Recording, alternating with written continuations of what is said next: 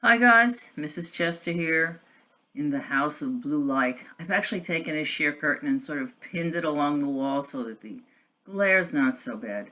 And you see I'm dressed like Joan of Arc or an asexual kind of peasanty serf. Not happy about the haircut. One of those haircuts that look good when you first come out, and then of course you can't be bothered to play with a rolly brush, so this is actually not my best look, and I'm waiting for it to grow in. However, I gotta say one thing, it's short. So here I am looking like a refugee, and I haven't spoken to you guys for a while. Didn't have a whole lot to say. It's been one of those periods of my life where I think of something and then go, nah, who wants to hear that? So I'm off today, and as I was sitting here writing, because I actually was writing my my my extremely dull life at the moment, I thought of a period of time when I was a long distance operator. Yes, I haven't told you my operator tales. This was about the period of 1990 to 1992. I was an afternoon to evening operator, which means I worked probably 3 or 4 o'clock through to 12:31. And if you were really lucky, you got a half hour overtime. The half hour overtime, I figured, worked out to about an extra 5 cents you got for each long distance call. As I said, this was the 90s. This was about the time of the first Iraqi war, and we had a lot of calls coming from servicemen overseas. We had a thing called AT&T USA Direct, which had phones stationed over there, and they could pick up and talk directly to an operator. Of course, we got our fair share of Israeli brats and other foreign kids who thought it was very funny to say "fuck you" because they knew there was always somebody there. So we did a lot of calling for the overseas people, for our service folks, and we also called around the world. I remember, I remember we would always call Islamabad, which I'm not even quite sure what country that was in at the time. I mean, it's still in the same country, but whatever. And you would be calling what they call these trunk lines, which means you'd call up the operator, and the operator would call whoever had a phone in that town, and then they'd have to go down the street to get whoever the call belonged to and come back. Now, of course, they weren't charged for this, and we'd spend a great deal of time sitting there just picturing someone going down a dusty road. We also had our fair share of overseas calls. One thing I loved always was the Italian customer. You know, the British always make jokes about stupid Italians, but there was one thing that the Italian tourists always did. You'd get a call, and we had a little icon on the bottom. We would see what hotel was coming from. It would be an Italian customer in the city wanting to call home for whatever reason.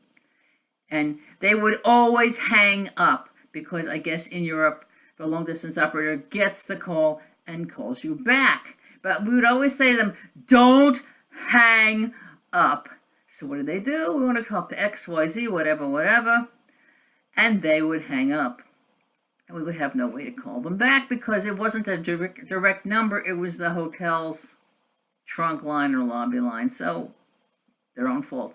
And I also remember that the operators, when you wait online in Italy, to get someone in the Italian end, they would always play Rossini's Thieving Magpie, that lovely, lovely song from A Clockwork Orange. So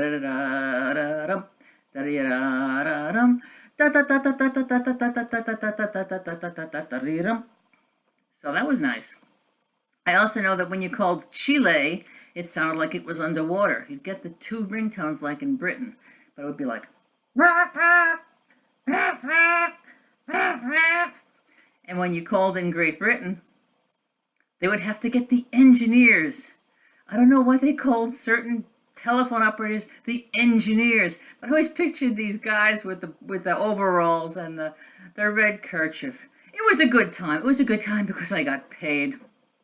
But the thing with that job was you couldn't talk to anybody. You talked to people around the world all the time, but you couldn't talk to anybody.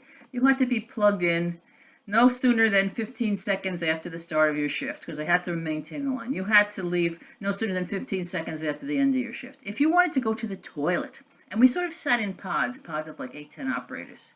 So we had these pods scattered about the building. It was a small building. It was also a term job. I knew I wouldn't be hired for, it wasn't like a permanent thing, I guess, because permanent employees got stock and stuff. I did get a very small share of stock when I was there, but it was a term job because I guess they were switching over their equipment, what have you, or maybe the war needed extra operators, I don't know.